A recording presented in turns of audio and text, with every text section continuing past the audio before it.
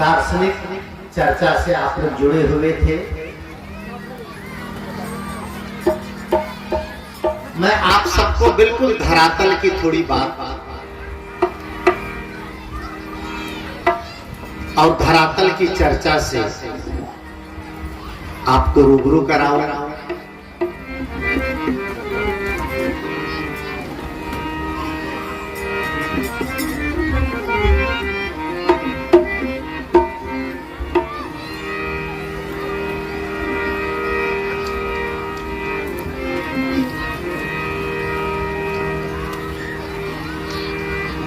पिता से माता 100 गुणा,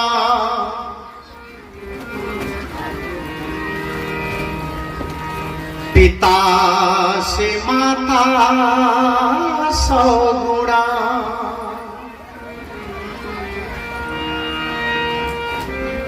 सुत को राखे प्यार,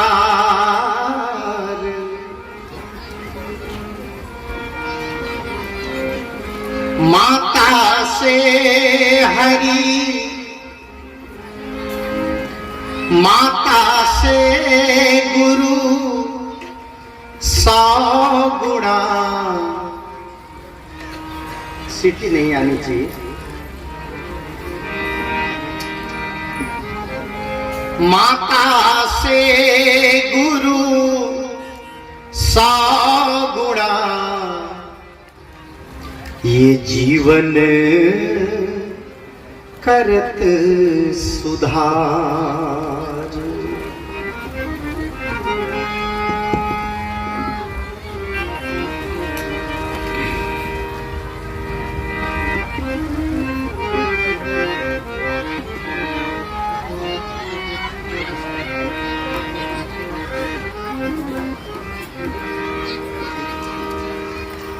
माँ बाप से बढ़कर जग में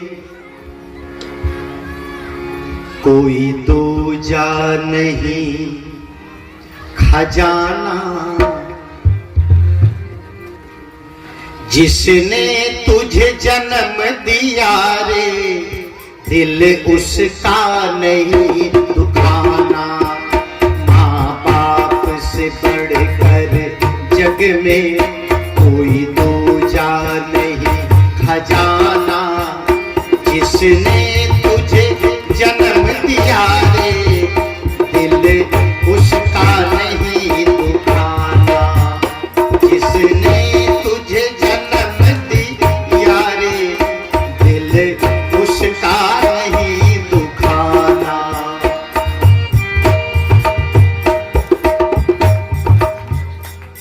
नाल की दोनों आवाज थोड़ी सी एक पॉइंट कम करो, इधर वाले कम करिए थोड़ा।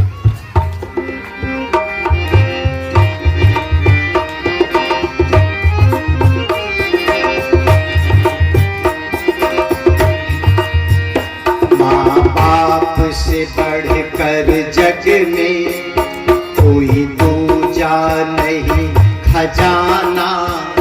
जिसने तुझे जन्म दिया रे, दिल उसका नहीं दुखाना।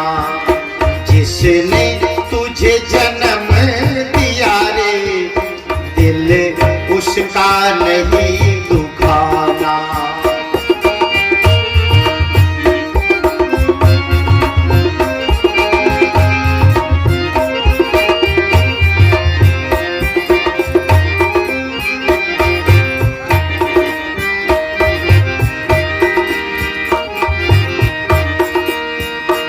पहले तो माँ ने तुझको 9 महीने पेट में ढोया, सीने का दूध पिलाया। तो जब जब बंदे रोया,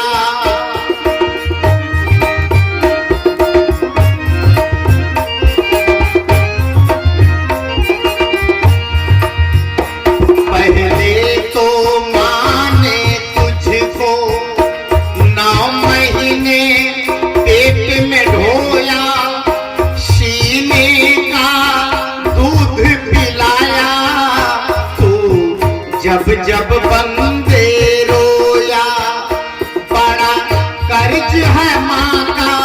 पर बड़ा कर्ज है माँ का, तुझ पर तेरा कर्ज है कर्ज चुकाना।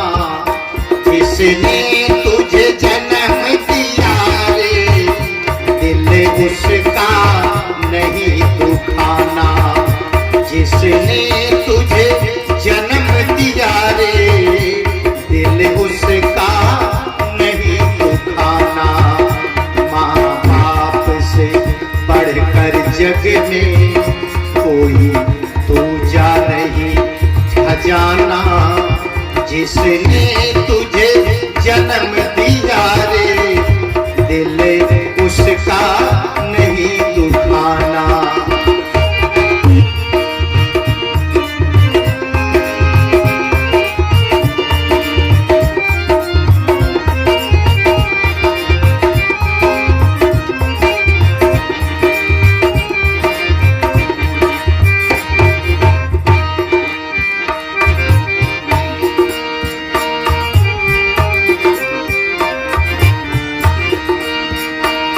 दिन रात तुझे तेरी माँ ने बाहों में तुझे झुलाया।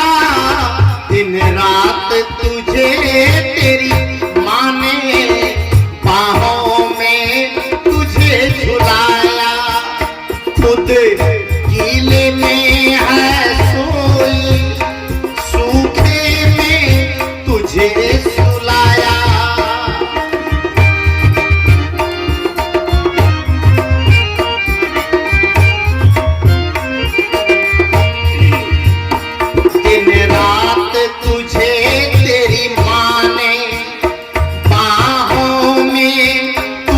झुलाया, खुद गीले में है सोई, सूखे में तुझे सुलाया।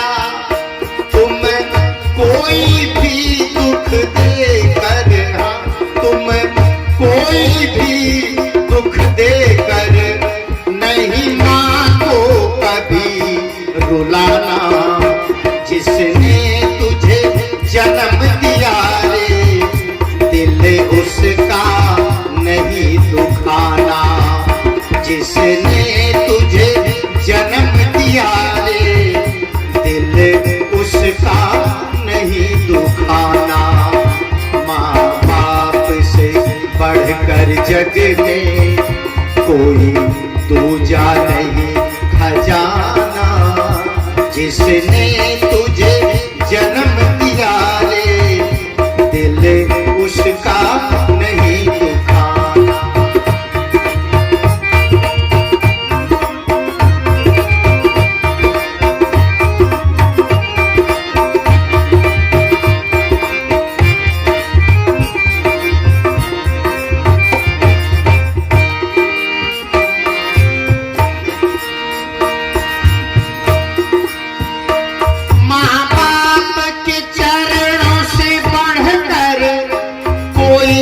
स्वर्ग नहीं है दूजा, सब तीरथ छोड़ के बंदे कर ले माँ बाप की पूजा।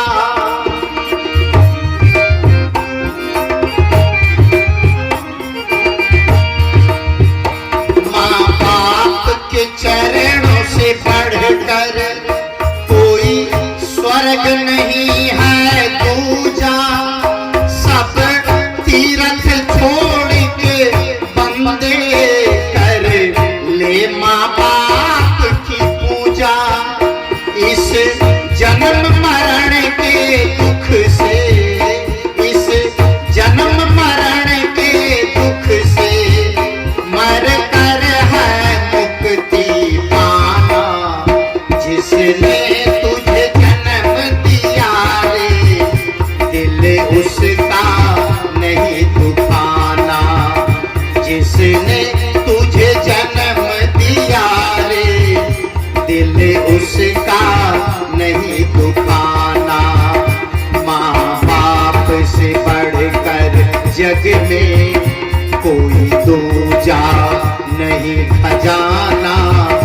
जिसने तुझे जन्म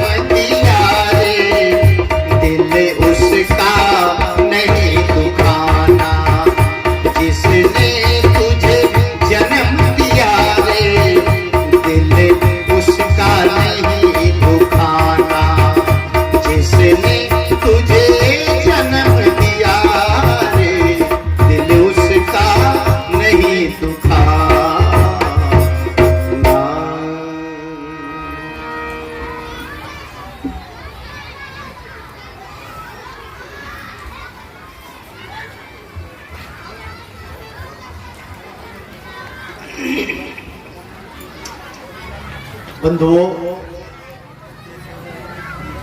मैंने ये जो भजन गाया इसी के संदर्भ में थोड़ी सी बात करूं। अभी साउंड सिस्टम मजेदार नहीं, सुबह ठीक था, कहां से चल गया?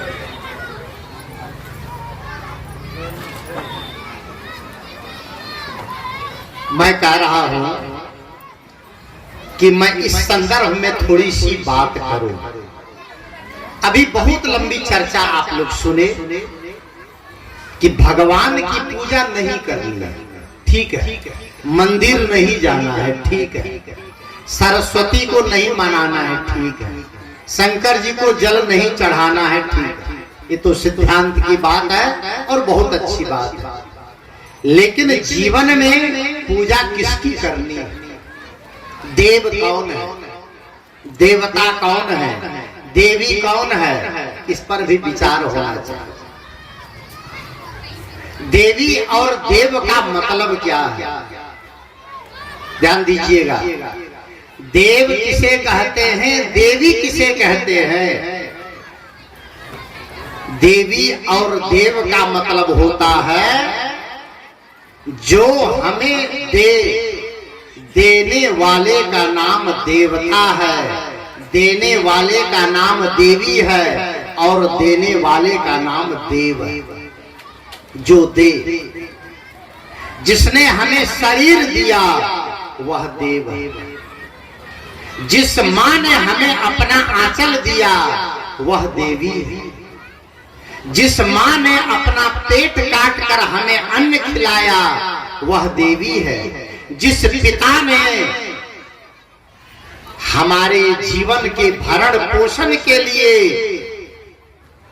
दोपहर की चिलचिलाती धूप में गर्मी सहे, सर्दी सहे, बरसात सहे, टूटी चप्पल पहने, उस पिता ने जो हमें कुछ दिया वह देव है।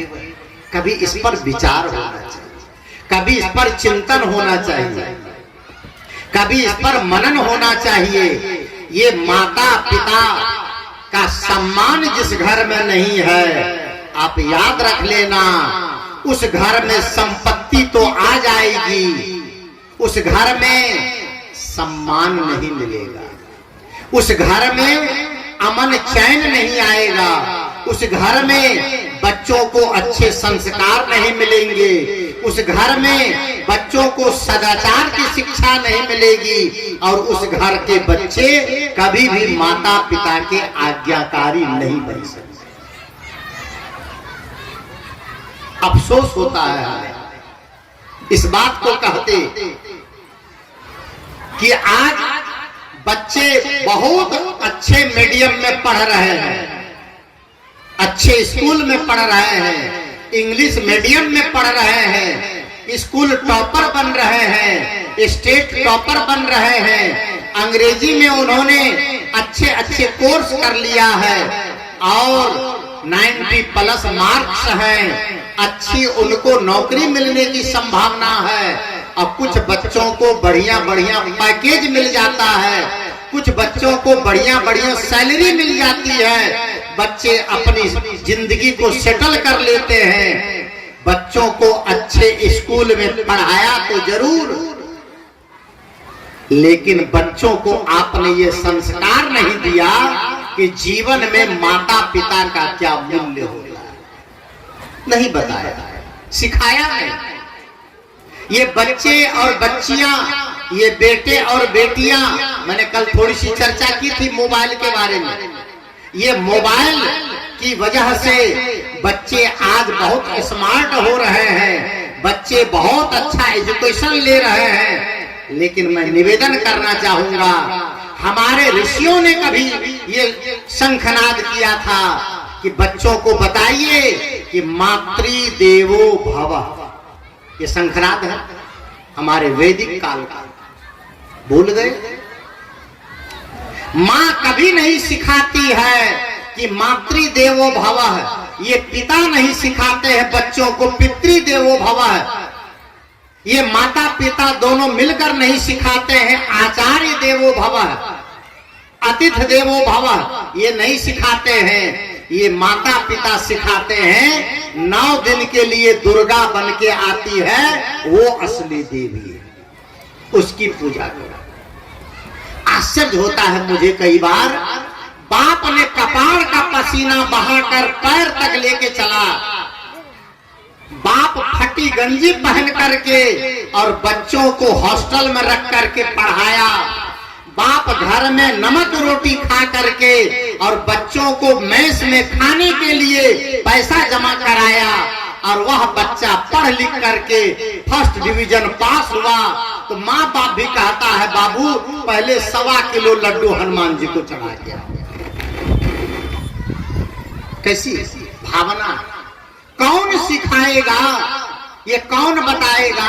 आप बताइए, आपका बच्चा आपकी बच्ची और पढ़ लिख कर होशियार बना, उसमें आपका योगदान है कि बजरंगबली का योगदान है? किसका योगदान है? आपका योगदान है। ये शिक्षा आप क्यों नहीं देते हैं बच्चों को? बच्चे के संस्कार क्यों बिगड़ते जा रहे हैं?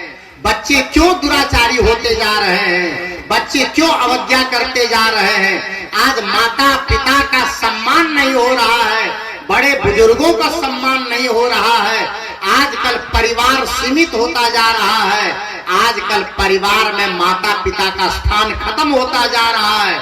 ये संस्कार जो छीण होता जा रहा है, इसके जिम्मेदार कौन है? संत ने कभी गाया था,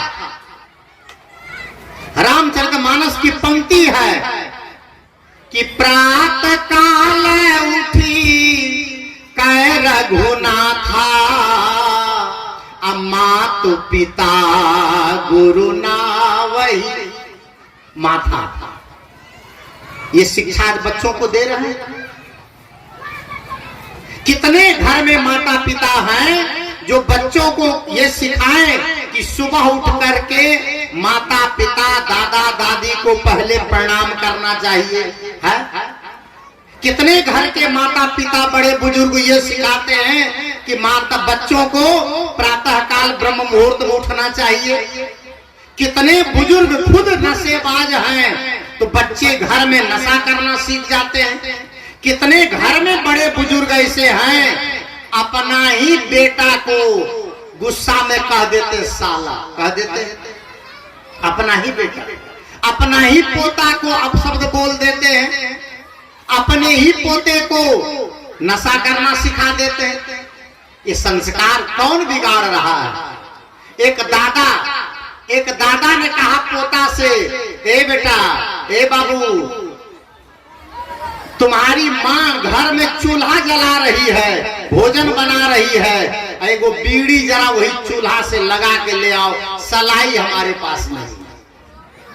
पोता को कहा दादा ने, अब पोता लिया बीड़ी, गया माँ के पास, आंगन में चूल्हा जल रहा था, माँ के पास बीड़ी को सुलगा लिया, बीड़ी जला लिया और वहां से लेके चला तो दादा के पास आते आते बीड़ी आधी हो गई।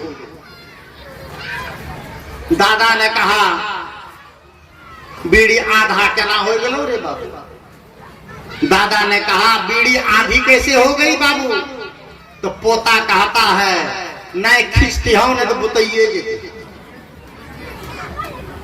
खींचते खींचते एली हो, खींचते खींचते मैं आया हूं, अगर खींचते नहीं आता तो बीड़ी बुझ जाती। किसने सिखाया बच्चे को दुराचार करना? किसने सिखाया उसको बच्चे को नशे में डूबना? किसने बताया उस बच्चे को बीड़ी पीना? आपकी जिम्मेदारी है, आप बच्चे को किस तरह का संस्कार दे रहे हैं। अगर घर में माता पिता लड़ते झगड़ते हैं तो बच्चों को क्या संस्कार मिलेगा? एक जगह मैं कहा, प्रवचन कर रहा था कि पति पत्नी को कभी लड़ना नहीं चाहिए। अगर पति पत्नी लड़ते हैं झगड़ते हैं तो 3 पीढ़ी के संस्कार खराब। कहा कौन कौन? मैंने कहा पहले तो पति पत्नी का संस्कार खराब, दूसरा जो बच्चा है उसका संस्कार खराब, और तीसरा बूढ़े बुजुर्ग भी आपस में कहते हैं यही दोनों लड़ रहे हैं तो हम लोग पहले किनारे हो जाए। तीनों की स्थिति खराब। झगड़ा लड़ाई अगर आप बराबर घर में करते हैं तो बच्चों के संस्कार खराब होते हैं, बिगड़ जाते हैं। बच्चे लड़ना सीख जाते हैं, बच्चे गाली देना सीख जाते हैं। मैं प्रवचन कर ही रहा था, मैंने कहा पति पत्नी आपस में कभी लड़ाई न करें। सत्संग खत्म हुआ, एक महिला आई मेरे पास और कहती है, बाबा आप प्रवचन में बोले थे कि पति पत्नी को लड़ाई नहीं करना चाहिए, और कभी मन हो जाए लड़ाई करने का तब। उसने कहा कि कभी अगर मन हो जाए तो क्या करें? तो मैंने कहा वैसे तो लड़ना नहीं चाहिए, और कभी अगर मन हो जाए तो बच्चों के सामने मत लड़ना, सास ससुर के सामने मत लड़ना। तो कहा तब? हमने कहा जब बच्चे सो जाएं, सास ससुर सो जाएं, गोतनी और जेठ सो जाएं, देवर और देवरानी सो जाएं, तो पति को रात में 1 बजे उठा करके ले जा करके रोड में लड़ाई करके आना। उसने कहा ऐसा तो नहीं होगा, नींद से उठा के कैसे लड़ेंगे? जब लड़ने का समय उस बात ही भूल जाएंगे। मैंने कहा लड़ो ही क्यों, लड़ने की क्या जरूरत है? कभी लड़ाई न करो, कभी विवाद न करो, सदैव माता पिता गुरुजनों का सम्मान करें, आदर करें, सत्कार करें, उनको प्रणाम करें। संत ने गाया, एक संत ने कहा, माता पिता के बारे में कहा। आज इसी पर थोड़ी चर्चा करूंगा, ज्यादा समय नहीं है।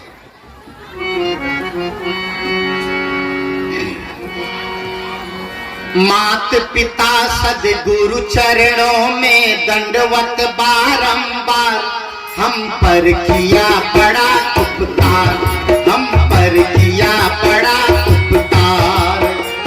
मात पिता सदगुरु चरणों में दंडवत बारंबार, हम पर किया बड़ा उपकार, हम पर किया बड़ा उपकार।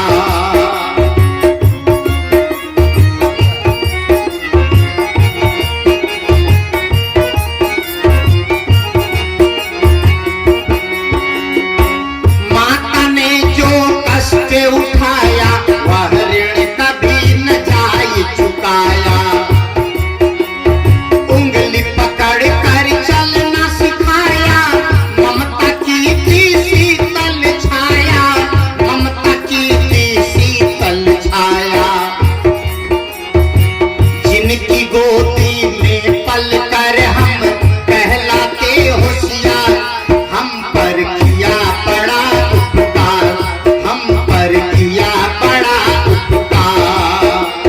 मात पिता सदगुरु चरणों में दंडवत बारंबार, हम पर किया बड़ा उपकार, हम पर किया बड़ा उपकार।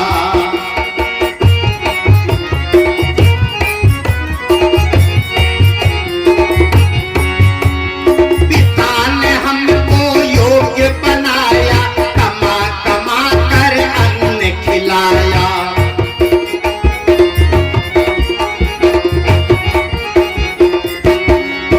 ओ पिता ने हमको योग्य बनाया, कमा कमा कर अन्न खिलाया। पढ़ा लिखा गुणवान बनाया, जीवन पथ पर चलना सिखाया, जीवन पथ पर चलना सिखाया। हाँ जोड़ जोड़ अपनी संपत्ति का, जोड़ जोड़ अपनी संपत्ति का बना दिया हकदार, हम पर किया बड़ा उपकार, हम पर किया बड़ा उपकार। मात पिता सदगुरु चरणों में दंडवत बारंबार, हम पर किया बड़ा उपकार।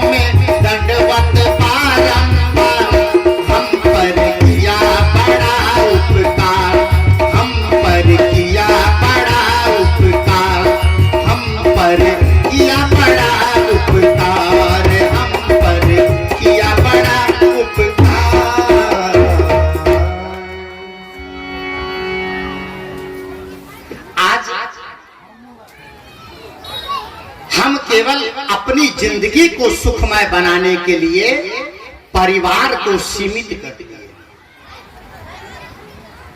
अपनी जिंदगी को आनंद से व्यतीत करने के लिए परिवार के सदस्यों की संख्या हमने घटा दी। मिट्टी का घर होता था ना, ध्यान दीजिएगा, आज से 40 साल 50 साल पहले मिट्टी के घर होते थे, लेकिन रिश्ते बड़े पक्के होते थे साहब। घर होता था मिट्टी का, आंगन होता था मिट्टी का, दीवार होती थी मिट्टी की, लेकिन रिश्ते बड़े पक्के होते थे।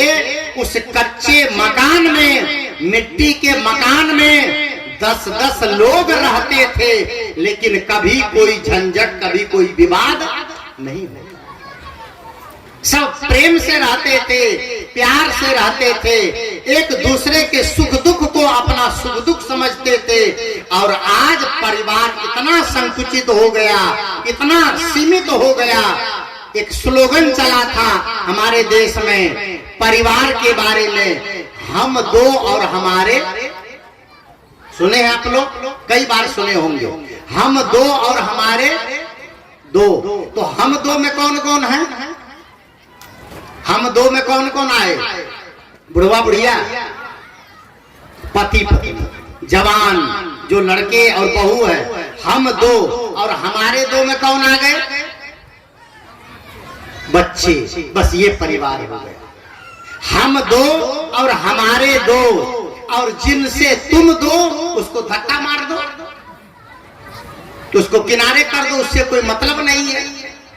याद रखना, ये वही बूढ़े बूढ़ी हैं जिन्होंने आपको जीवन दिया है, जिन्होंने आपको, इन बेटियों के लिए मैं कहूंगा, ये वही बूढ़े बूढ़ी सास ससुर हैं जिन्होंने आपको घर दिया है, जिन्होंने आपको संपत्ति दी है और अपने कलेजे का टुकड़ा सुहाग दिया है आपको। आज ये नारियां सुहागन दिख रही है किसी के लड़के की बदौलत, किसी के बेटे की बदौलत, किसी के कलेजे के टुकड़े की बदौलत। और कल्पना करिए, किसी माँ से उसका बेटा छीन लोगे आप, माँ पर क्या गुजरेगा? किसी पिता से बेटे को दूर कर दोगी आप, उस पिता के ऊपर क्या गुजरेगा? मैं निवेदन करूंगा, इन लड़कों से ज्यादा आवश्यकता है इन लड़कियों को संस्कार देने की, क्योंकि लड़कियां अगर संस्कारित होती हैं तो दो घरों का उद्धार होता है, दो परिवार का उद्धार होता है। अगर लड़कियां संस्कारी बन जाएं तो दो घरों को सजाती है, दो परिवार को संवारती है, नैहर में भी नाम करती है और ससुराल में भी नाम करती है। ये बेटा कभी नहीं चाहेगा कि माता पिता से अलग हो जाऊं। शादी के पहले तो अलग नहीं होता है, विवाह के पहले तो अलग नहीं होता है, विवाह के पहले तो सब एक साथ खाते हैं।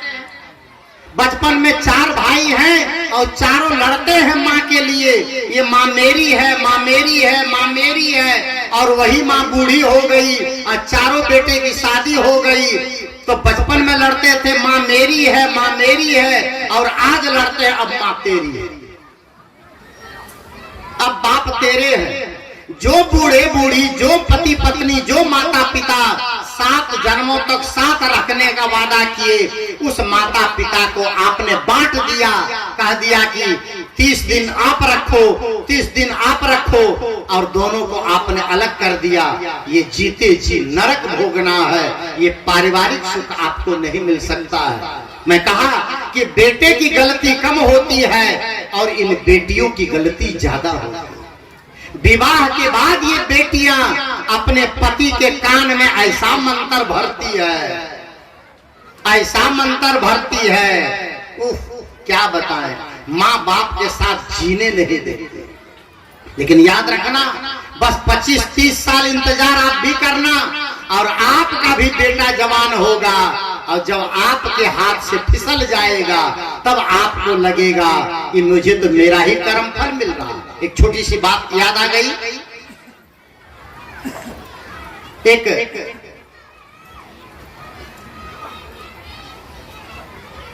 विधवा मां पति मर गया। जब पति मरा उसकी उम्र मात्र 32 साल की थी, मात्र 32 साल।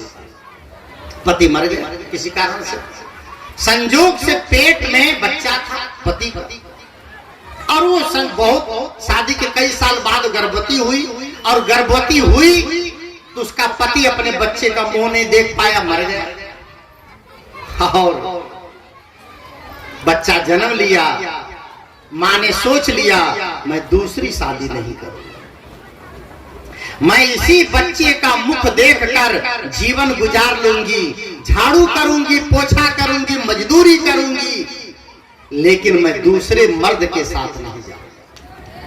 संकल्प तो संकल्प। और ये नारियां गुजार लेती है जीवन, इनका जीवन बड़े आराम से गुजर जाता है, इतने इनके पास इतनी संकल्प शक्ति मजबूत है। और इधर पुरुषों में कई जगह देखता हूं कि 4-4 बच्चा है, अब पत्नी अगर मर गई तो सेकेंड हैंड के लिए सोचते रहते हैं कि कहीं मिल जाती तो गुजर हो जाता, आराम से बच्चों को खाना पीना खिला देती, सोचते हैं। बहुत जगह ऐसा होता है। लेकिन ये महिलाएं, माताओं में एक विशेष साहस और हिम्मत है, वो संयम और धैर्य के साथ अपनी जिंदगी गुजार लेती है। माँ का बच्चा बड़ा होता गया, बच्चे को पढ़ाई लिखाई और बड़ी मेहनत से फटे कपड़े शरीर पर रख करके दूसरों के घर में काम करती रही, मजदूरी करती रही, बच्चे को पढ़ा लिखा करके उन्होंने इंजीनियर बना दिया। मां की मेहनत देखिए, इन्होंने इंजीनियर बना दिया और बच्चे की पोस्टिंग हो गई बहुत बड़े शहर में। वहां बच्चा चला गया, इंजीनियरिंग कर रहा था, पोस्टेड हो गया, सर्विस करने लगा। सर्विस करते करते एक उसी ऑफिस में एक लड़की से आंखें चार हो गई, और वहीं पर उससे उन्होंने लव मैरिज कर लिया, प्रेम विवाह कर लिया। माँ को पता भी न चला। माँ कहता रहा बेटा अब आ जाओ, तेरी शादी करूंगी, दुल्हन लाऊंगी, अच्छे से विवाह करूंगी, और मुझे भी शौक है। बेटा कैसे बताता मैं शादी कर लिया? बेटा नहीं बताया। एक दिन बहुत अरसे बाद एक दिन माँ ने कहा कि बेटा तू आता नहीं है, लगता है मुझे भी तेरे पास, मुझे ही तेरे पास आना पड़ेगा। माँ ने ये बात कही तो बेटा ने कहा माँ आपको आने की जरूरत नहीं है, मैं खुद ही आ जाऊंगा। कई साल बीत गए, नहीं आया। एक दिन माँ को किसी से पता चला कि आपका बेटा शादी कर लिया है और आपके बेटे को भी बेटा हो गया है, आपको पोता हो गया है। ओह, माँ के तो नीचे की जमीन खिसक गई।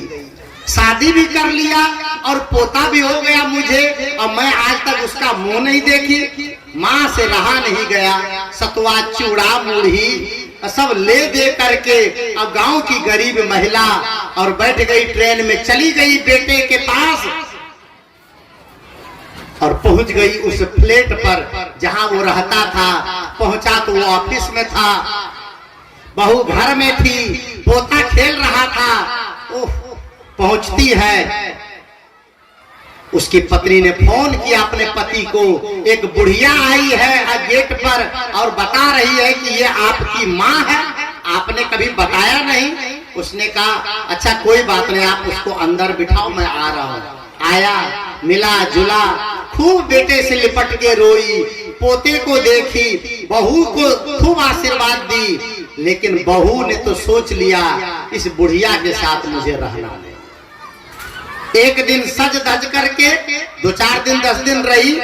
एक दिन सज धज करके बहू और बेटा किसी पार्टी में जा रहे थे और निकलने वाले ही थे। सास से बहू ने कहा मम्मी जी हम लोग तो पार्टी में जा रहे हैं और वहां तो बस हम 2 ही लोग इनवाइट हैं, आपको तो निमंत्रण नहीं है, आप घर में रहिए और ऐसा करिए कि दिन की सब्जी पड़ी है और शाम को रोटी बना के खा लेना, हम लोग लेट फेट आएंगे। सास ने कहा बहू मैं तो गांव की गंवारन हूँ, मुझे चूल्हे में लकड़ी से रोटी बनाना आता है, ये गैस जलाना मुझे नहीं आता है, मुझे कभी पता भी नहीं है। ऐसा करो न कि 4 रोटी बना के रख दो और हम सब्जी के साथ खा लेंगे शाम को। तो वो सास से कुछ नहीं बोलती है, पति से कहती है कि बुढ़िया को समझा दीजिए, हम ब्यूटी पार्लर से सज धज के आए हैं और चूल्हा के सामने जैसे जाएंगे ये चेहरे का सब मसाला उतर जाएगा, ये गर्मी से सारा पसीना चू जाएगा, हम चूल्हे के पास नहीं जा सकते हैं। लड़का भी कहता है बात तो ठीक कहती है तुम, इतना पैसा लगा के पार्लर से आई है और चूल्हे के पास जाएगी तो सब काम ही खराब हो जाएगा। तो उसने कहा माँ सब्जी तो है लेकिन ठंडी सब्जी क्या खाओगी, ऐसा करना ये मंदिर बगल में एक मंदिर है, वहां शाम को 6 बजे भजन होता है और भजन के बाद वहां खिचड़ी मिलती है सबको, तो ऐसा करना कि वही मंदिर में भजन करने चली जाना, अब भजन करके गरम गरम खिचड़ी खा लेना और आ जाना, काहे को रोटी बनाएगी, काहे को ठंडी सब्जी खाएगी। उसका पोता था जो 7-8 साल का, वो सुन रहा था। अब वो अपना बेटा को पत्नी को लेके गाड़ी में बैठा और जा रहा था, इतने में रास्ते में उसका बेटा कहता है, उस बुढ़िया का पोता अपने बाप से कहता है, मम्मी पापा हम जब बड़े होंगे ना तो हम भी बढ़िया फ्लैट खरीदेंगे आप लोगों के लिए। तो कहे कहाँ खरीदोगे बढ़िया फ्लैट बढ़िया मकान, कहा बहुत बड़े मंदिर के बगल में खरीदेंगे हम मकान। कहा है, कहा बहुत बड़े मंदिर के बगल में जब मकान खरीदेंगे और हमारी शादी होगी और हम भी पत्नी के साथ जब पार्टी में जाएंगे तो आप लोगों के लिए रोटी कौन बनाएगा, आप लोगों के लिए रोटी कौन बनाएगा। तो मंदिर के बगल में जब हम मकान बनाएंगे तो वही फिर जा करके आप लोगों को खाना पड़ेगा, क्योंकि आज दादी मंदिर में खाएगी ना, तो हम भी जब बड़े होंगे और आप दोनों दादी बनोगे तो फिर कहाँ दादी दादा बनोगे तो कहाँ खाओगे, हमारी पत्नी तो नहीं बनाएगी रोटी, आपको मंदिर में खाना पड़ेगा। बंधुओं ये आप जो वो करते हैं अपने बूढ़े बुजुर्गों के साथ वो आपको लौट करके मिलेगा, और इसीलिए सावधानी बरतिए, अपने माता पिता का आदर करें, सास ससुर का आदर करें, अपने बड़े बुजुर्गों का सम्मान करें, बच्चों को सदाचारी बनाएं, बच्चों को संस्कारी बनाएं और बच्चों को ये भी बताएं कि गुरुजनों का संत जनों का क्या महत्व है जीवन में। कभी सत्संग को भी जाने, कभी सेवा भी करें, कभी आप गुरुजनों के चरणों में बैठ करके उनका सानिध्य प्राप्त करें। एक संत ने कहा, एक संत ने लिखा, एक भोजपुरी भजन में गाता हूं, जरा 2 लाइन सुनाऊं आपको और वाणी को विराम की ओर ले चलूं मैं।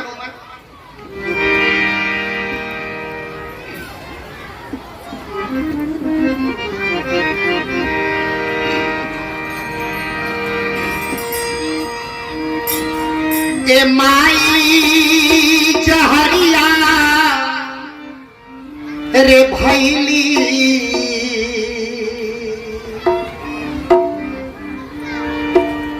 ये उस माँ की आवाज है, उस माँ की करुण व्यथा है जो विवाह के बाद अपने बेटे की शादी के बाद अकेली हो जाती है। उन बेटियों के लिए भी संदेश है जो बेटियां सास ससुर से दूर होकर अपने पति पर अपना अधिकार समझती है। माँ कह रही है, ए माई जहरिया रे भैली,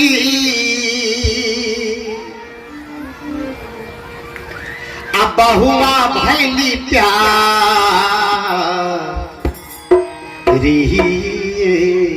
राम। ए माई जहरिया रे भैली,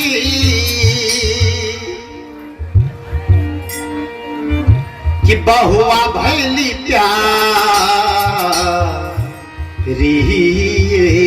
भैला कि भूल गईला पापा महतारी बबुआ अलगा भैला भूल गईला पापा महतारी बबुआ अलगा भैला माई जहरिया भैली माई जहरिया भैली बबुआ भैली प्यारी बबुआ अलगा भैला हो बबुआ अलगा भैला भूल गईला पापा महतारी बबुआ अलगा भैला भूल गईला पापा महतारी बबुआ अलगा